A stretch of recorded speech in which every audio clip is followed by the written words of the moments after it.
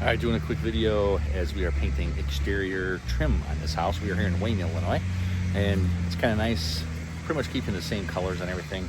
The siding itself is aluminum, so it didn't need any work really there at all. But the things we are working on is the soffits and fascia.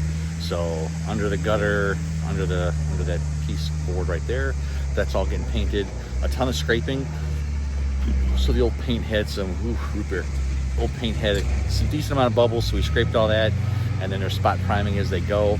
I'm just using just an exterior basic spot primer just to kind of get it going, just because some of that's older wood. And then on these pillars, it's kind of always interesting where these pillars are at all the way around. Sometimes, and in this case, there's a lot of it where the bottom 2 inches kind of gets soft and starting to rot, not 100% rotten, but starting. So we just kind of use either, we can use a Sawzall, sometimes just a matter of just a chisel, and we're going to get rid of all that wood that's rotten. Sometimes it's just a couple holes where ants have gotten in there. Sometimes it's insects.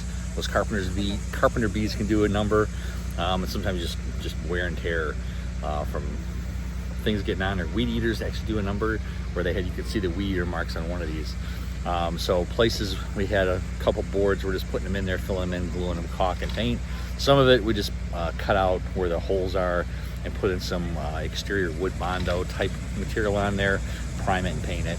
And then the shutters, we're doing just the lower shutters on the house because those are all wood.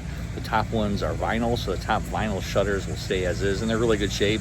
The bottom ones, they are black, they're wooden, a little bit more worn, more dirty than anything else, but they have some little wear and tear. So those are all getting repainted tricorn black. So big house, you can kind of see the house, ladders all the way around.